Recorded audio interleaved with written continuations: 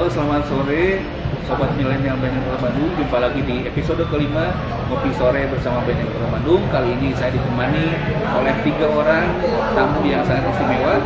Nanti akan saya perkenalkan setelah pembukaan berikut ini. Kembali bersama saya di Ngopi Sore bersama Band Yang Kota Bandung. Saya akan perkenalkan narasumber kita sore ini. Yang pertama, dia adalah seorang penulis novel yang melegenda dari Robi Dilan. Kemudian juga beliau adalah seorang musisi dari sebuah band yang nanti akan disebutkan sendiri oleh beliau. Yang sudah tidak asing lagi, ini adalah Ayah Pidi Baik. Ya.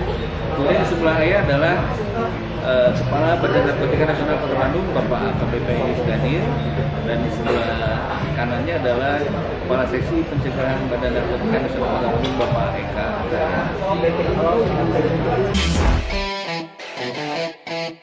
Oke, pertanyaan saya pertama, Ayah di saat pandemi Corona ini kegiatan apa aja yang Ayah lakukan?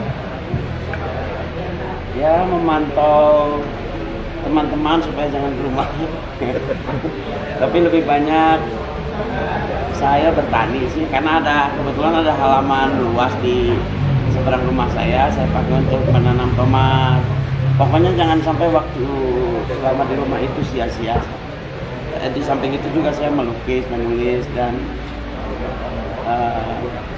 karena saya tidak mau mengeluh ketika ada corona, tetapi bagaimana hal itu kita manfaatkan menjadi hal baik. Ini ya, yang saya tahu Ayah kan ada di dekan juga ya. Tadi Ayah ngomong kata kuncinya melukis kan. Menulis. Jadi jiwa seninya sangat kuat. Jadi saya tanyakan, apakah dalam proses berkreasi itu apa yang harus kita lakukan supaya kita bisa fokus, dan yang penting bagaimana caranya Ayah bisa berkreasi tanpa terhindar dari penyalahgunaan narkoba. Jangankan narkoba ya, manusia masuk ke dalam ruangan saya usir gitu. Nggak boleh, karena itu sangat mengganggu, apalagi narkoba akan mengganggu susunan urat saraf ya. Persoalannya adalah adiksi tadi ya. Terus itu pasti malah akan mengganggu saya secara fisik dan secara psikologis juga. Saya tidak boleh ada zat asing atau orang asing masuk dalam ruangan saya, karena itu pasti mengganggu. Kecuali istri saya yang menyuruh saya tidur dan istirahat. Karena saya nggak mau bergantung pada sesuatu yang ada di luar diri saya. Karena kalau saya bergantung kepada sesuatu yang ada di luar diri saya, maka saya akan dikontrol oleh luar diri saya. Jadi saya pasti tidak bebas lagi menulis. Ya, saya tidak mau ada hal-hal yang mengganggu saya. Zat asing atau apapun. Bahkan jangankan narkoba, saya minum obat untuk sakit kepala pun saya tinggal tidur aja. Karena saya takut ada ketergantungan pada bahkan cuma obat saja.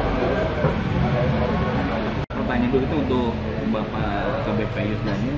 Dari pernyataan Ayah Pidi ini, Pak, bisa Bapak sampaikan kepada rekan-rekan milenial Band Kota Bandung, bahaya narkoba yang nyata itu seperti apa, Pak? Selain memang juga ternyata untuk proses kreasi itu sangat-sangat ditolak. Ya. Jadi tubuh kita apa, Pak, bahayanya? Terima kasih. Saya sangat bangga bisa bergabung dengan idola. Ya, idola karena memang terkenal. Saya ini dengan karya-karyanya. Tentu saja ini hasil talenta yang luar biasa. Tentu saja anak-anak muda zaman sekarang memerlukan ekspresi dari talenta-talentanya untuk berkarya, sehingga karya-karyanya sangat berguna bagi masyarakat. Sehingga seperti figur Ayah Baik ini punya talenta yang mampu diekspresikan dengan media seni, sehingga hasil karyanya bisa diterima masyarakat. Ya, tentu saja memerlukan konsentrasi, memerlukan suatu ekspresi yang murni tanpa adanya kontaminasi dari zat-zat asing berupa apalagi narkoba. Ini juga menjadi contoh bagian terutama anak-anak generasi milenial, bagaimana sih talenta-talenta kita masing-masing mampu diekspresikan melalui saluran-saluran yang ada, melalui seni bakat banyaknya masing-masing, sehingga talenta itu mampu diekspresikan menjadi sarana komunikasi bagi kehidupan di masyarakat. Sebagai contoh, apa yang menjadi karya selama ini ini suatu nyata bahwa si karya tersebut jangan sampai tercemar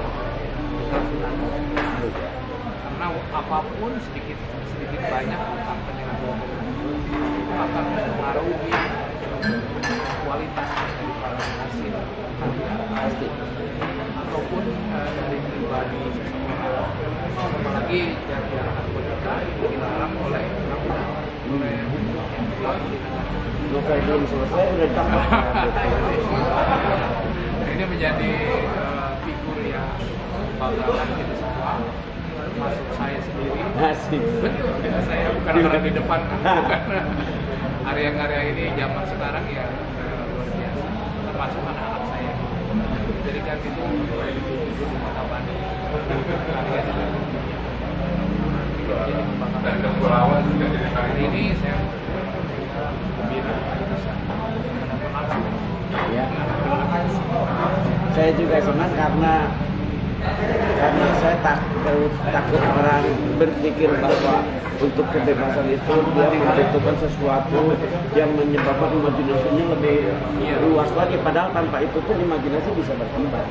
Oke sobat milenial dan muda Bandung, sekarang kita gali lagi dari Ayah Vidi apa saja yang bisa membuat beliau berkarya, bisa buat trilogi Dylan, bisa membuat Drunken Monster, apalagi ya, Drunken, Lupa banyak ya. saya tuh lupa karya-karya saya gitu.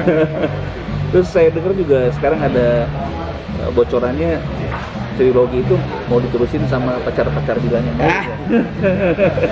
Itu bisa dibocorkan ya? Enggak sih. Oh, nggak bisa dibocorkan. Nanti orang nggak beli buku. Nah itu yang menariknya, yang kita simpan rahasianya.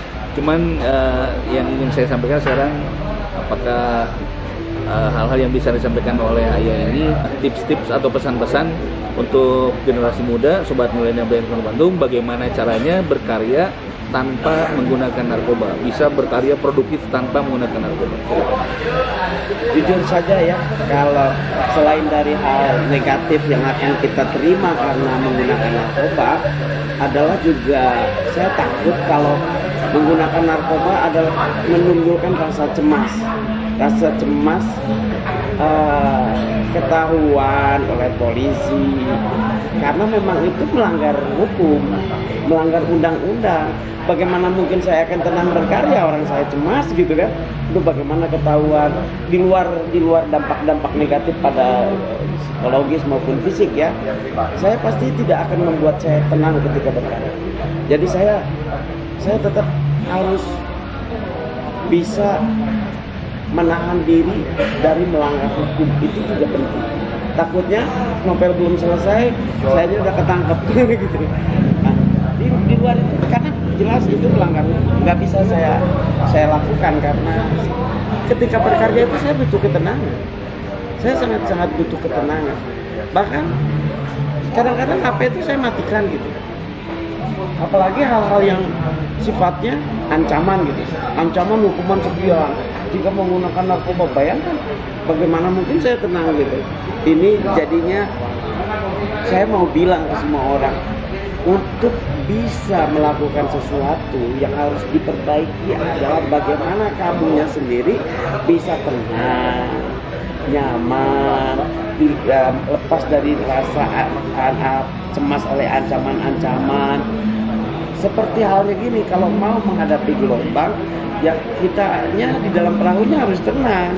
Kalau panik oleh cemas-cemasnya adanya melanggar hukum dan hal-hal yang negatif pada diri kita, bagaimana mungkin bisa menyelesaikan masalah itu? Saya pikir emang gini, saya takut orang menggunakan narkoba itu hanya sebagai pelampiasan dari ketidakmampuan dirinya karena untuk berkarya. Coba ia fokus berkarya aja.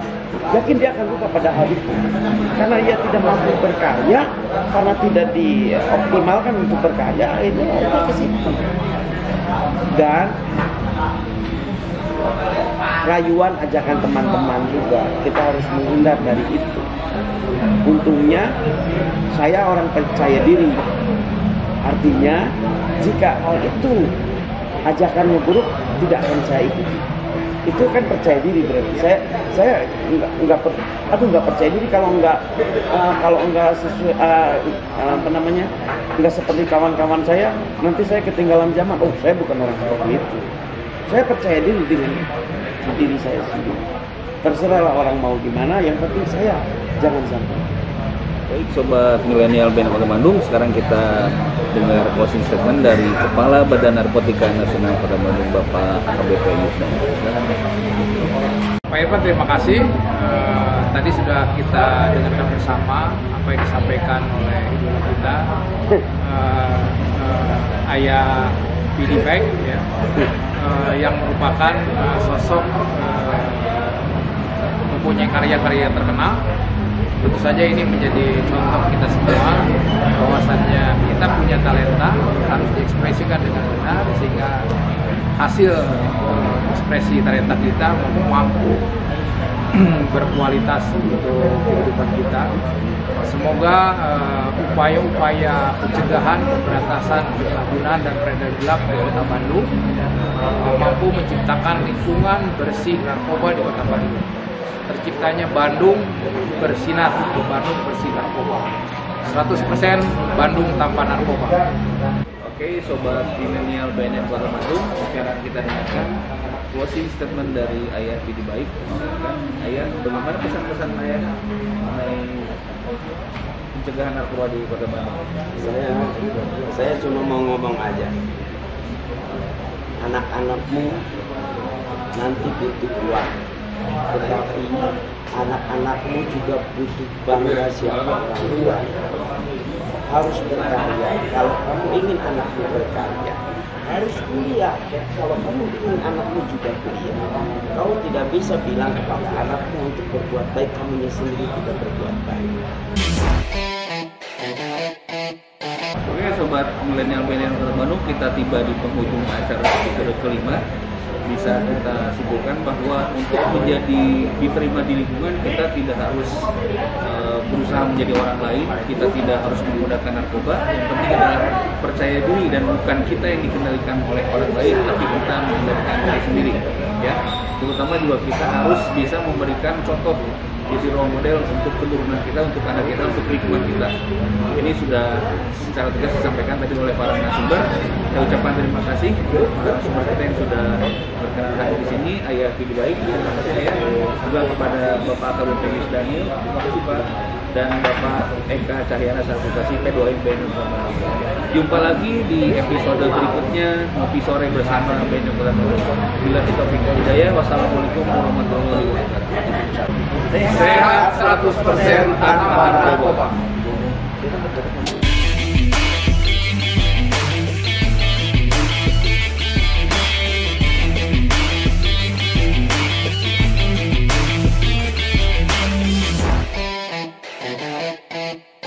Stop narkoba.